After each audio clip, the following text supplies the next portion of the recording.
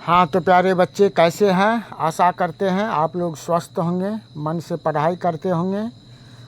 आप सबों को अनिल सर का ढेर सारी शुभकामनाएं, आशीर्वाद है।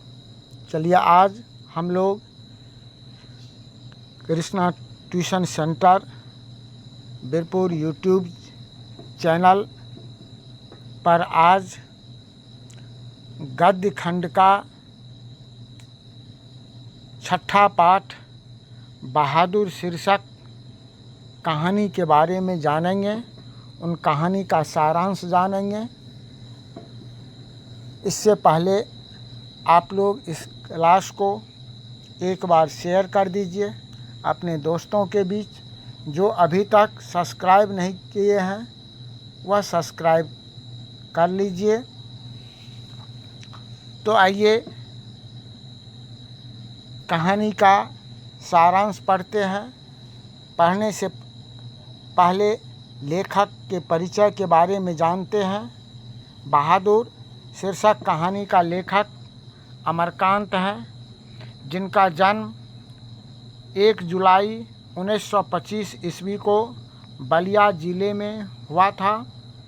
इनकी मृत्यु 17 फरवरी 1914 ईस्वी को हुआ इलाहाबाद में। इन्होंने हाई स्कूल की शिक्षा बलिया में पाई और हाई स्कूल की शिक्षा प्राप्त करने के बाद गांधी जी के स्वाधीनता संग्राम में ये कूद पड़े, जिस कारण इंटर नहीं कर पाए। बाद में 1946 ईस्वी में सतीश चंद्र कॉलेज बलिया से ही इंटरमीडिएट किया।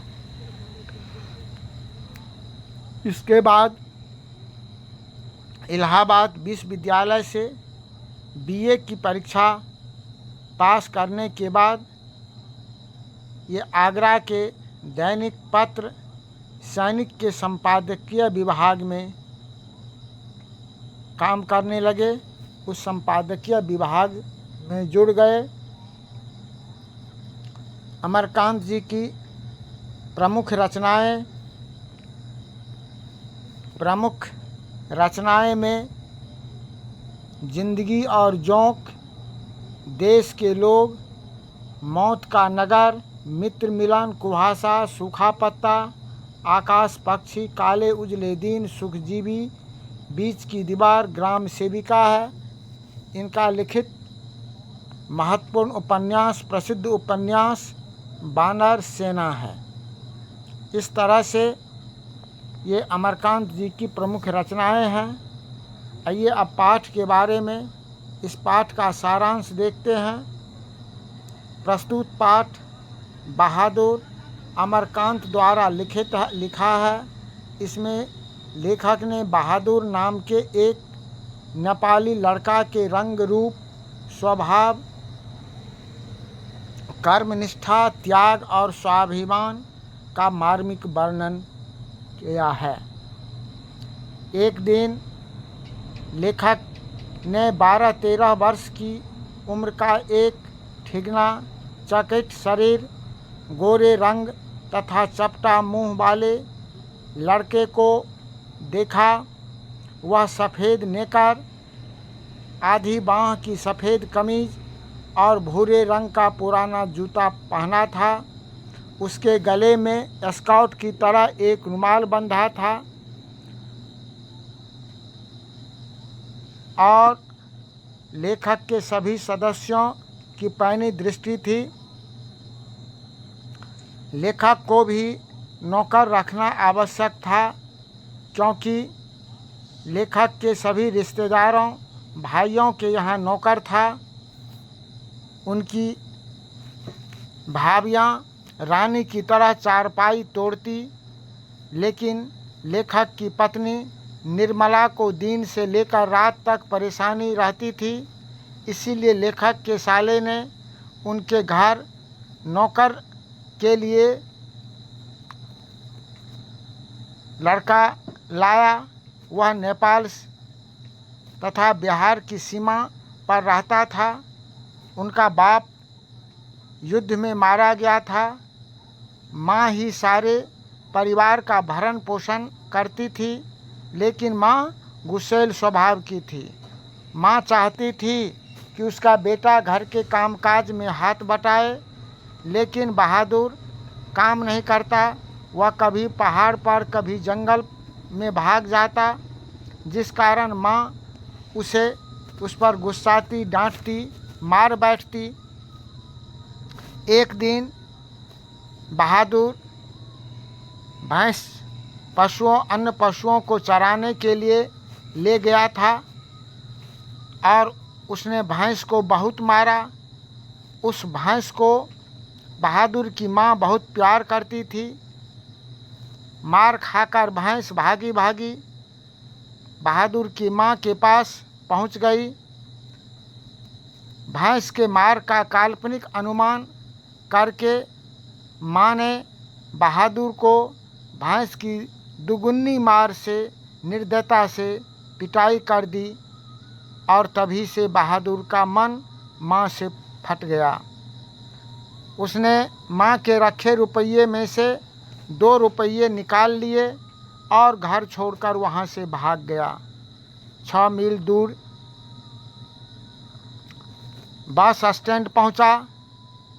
वहाँ लेखक के साले से मुलाकात होती है उसका, और लेखक का साला उस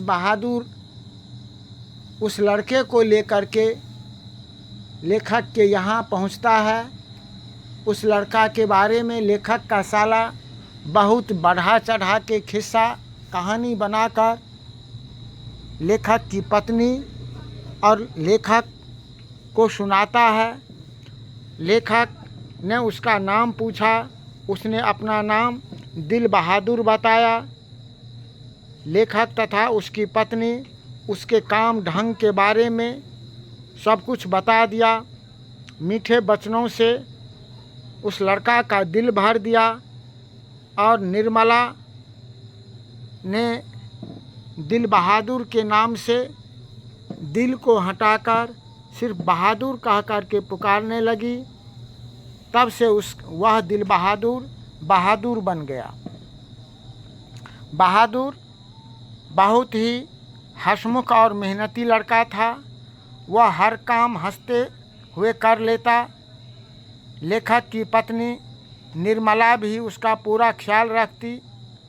निर्मला ऐसे नौकर को पाकर अपने आप को धन्य समझती थी, इसलिए वह आंगन में खड़ी होकर पड़ोसियों को सुनाते हुए कहती, बहादुर आकर नाश्ता क्यों नहीं कर लेते हो? मैं दूसरे औरत की तरह नहीं हूँ। मैं तो नौकर चाकर को अपने बच्चों की तरह रखती हूँ।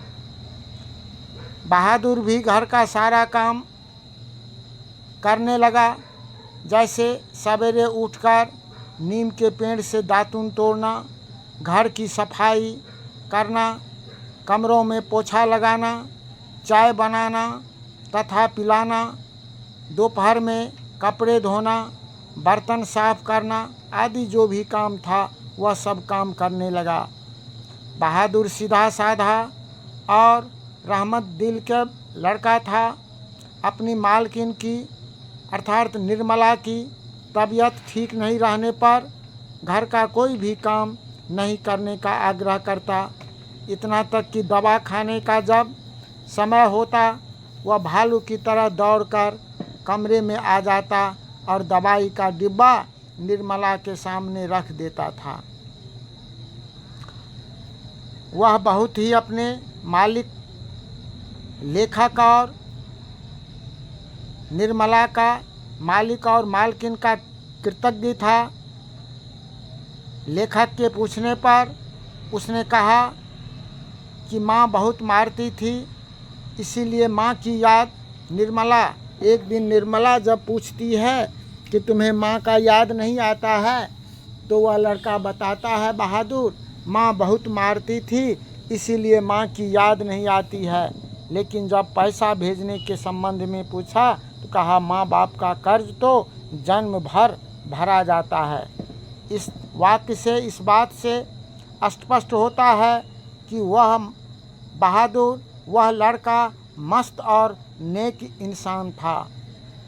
उसकी मस्ती का पता तो तब चलता है जब रात में काम समाप्त करने के बाद एक टूटी खाट पर बैठ जाता और नेपाली टोपी पहनकर आईना में बंदर की तरह मुंह देखता और कुछ देर ताश की पत्ती से खेलता। कुछ चमकीले पत्थर था साथ में, उस पत्थर से खेलता। कुछ धीरे धीरे मीठी आवाज़ में नेपाली गीत गुनगुनाने लगता। उसके पहाड़ी गाने से सुनकर घर में मीठी उदासी फैल जाती। सभी लोग सुन कर के स्तब्ध हो जाते। सभी हंसी खुशी से रहते थे।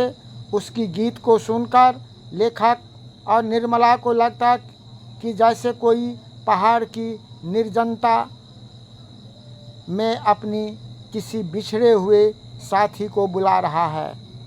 लेखक ने अपने को ऊंचा और मोहल्ले के लोगों को तुच्छ मानने लगे क्योंकि उनके यहाँ नौकर था।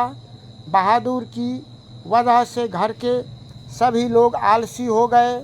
मामूली काम के लिए सभी बहादुर बहादुर पुकारना शुरू करता, जिससे बहादुर को घर में हमेशा नाचना पड़ता था। बड़ा लड़का निर्मला का, लेखक का बड़ा लड़का किशोर ने अपना सारा काम भी बहादुर को सौंप दिया।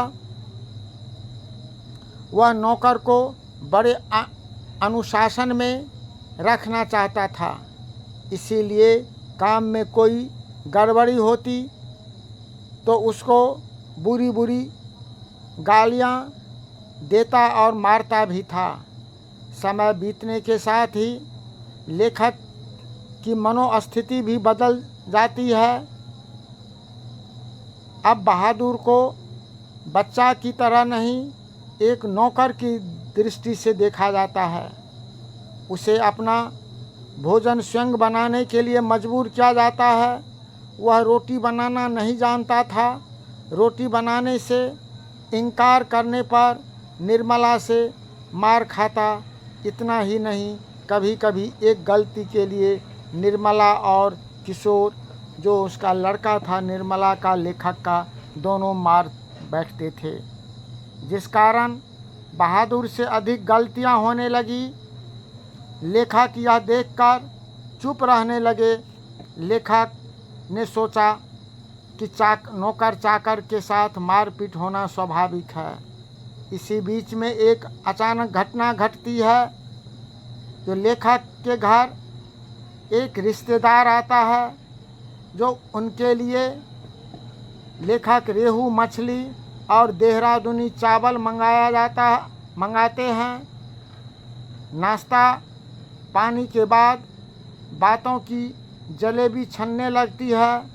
अचानक उसी समय में वह रिश्तेदार की पत्नी 11 रुपये चोरी हो जाने का इल्ज़ाम लगाकर घर में, जो घर एक खुशनुमा घर का माहौल था, उस घर में भूचाल उत्पन्न कर देती है और चोरी का इल्ज़ाम बहादुर के सिर पर मढ़ दिया जाता है। अर्थात चोरी का दोष बहादुर पर आ जाता है।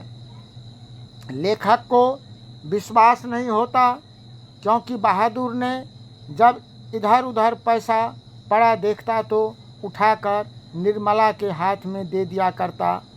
लेकिन रिश्तेदार के यह कहने पर कि नौकर चाकर चोर होते हैं, लेखक ने उससे कड़े स्वर में कई बार पूछा, तुमने यहाँ से पैसे उठाए? उसने निर्भीकतापूर्वक उत्तर देता रहा, नहीं बाबूजी। बहादुर का मुंह काला पड़ गया। लेखक ने उसके गाल पर एक तमाचा जड़ दिया।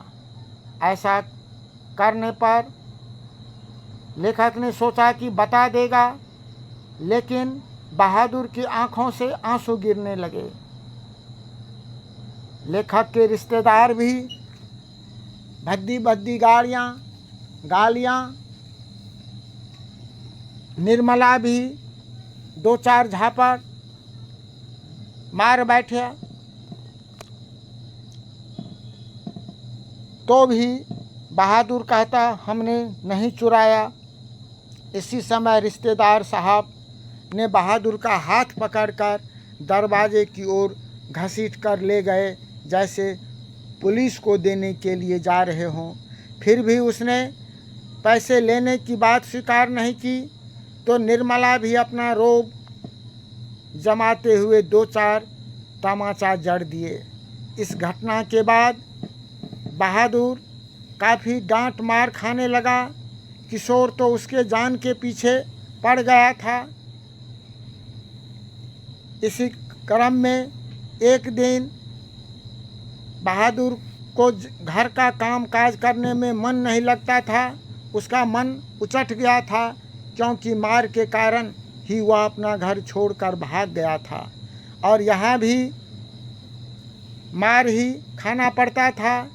इतना दिन तक लेखक से मार नहीं खाता, लेकिन आज वह लेखक से भी मार खा लिया, जिस कारण उसका दिल यहाँ से टूट गया और काम करते वक्त उसके हाथ से घर का सीला नीचे गिर जाता है और फूट जाता है।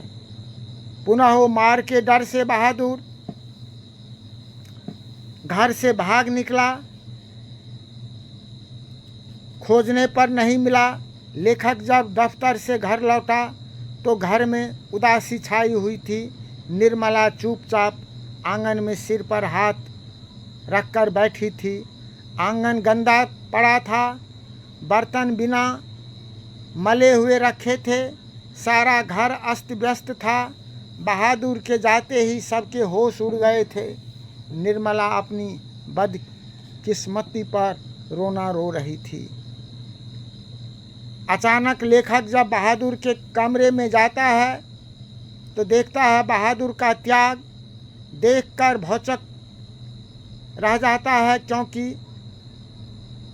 बहादुर ने अपना तनख्वाह, वस्त्र, बिस्तर, जूता सब कुछ वहीं छोड़ दिया, जिससे बहादुर के अंदर के दर्द का पता चलता है। और लेखक वहाँ पर ये कहते हैं कि गरीब ज़रूर होता है, लेकिन आत्म अभिमानी होता है, ईमानदार होता है।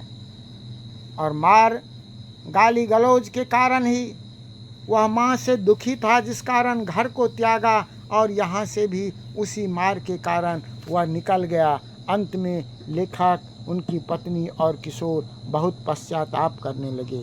इस तरह से इस कहानी से के माध्यम से लेखक ये बताना चाहते हैं कि गरीब अपनी गरीबी के कारण कहीं जाके कमाता है, लेकिन उसमें भी आत्म स्वाभिमान होता है, वह भी ईमानदार होता है। ये इस पाठ से हमें शिक्षा मिलती है। तो प्यारे बच्चे, आप लोगों को यह कहानी कैसा लगा, आप ज़रूर इसका कमेंट करेंगे और इस क्लास को अधिक से अधिक शेयर कीजिएगा, लाइक कीजिएगा। पुनः जो अभी तक इस चैनल को सब्सक्राइब नहीं किए हैं, Krishna tuition centre Birpur YouTube channel को सब्सक्राइब कीजिएगा और आज के क्लास के बारे में कमेंट कीजिएगा। इस बहादुर कहानी के बारे में कमेंट कीजिएगा। नेक्स्ट क्लास में इस बहादुर कहानी से संबंधित ऑब्जेक्टिव और सब्जेक्टिव क्वेश्चन देखेंगे।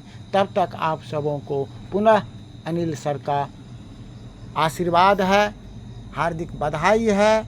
इसी के साथ आज का क्लास समाप्त होता है। जय हिंद।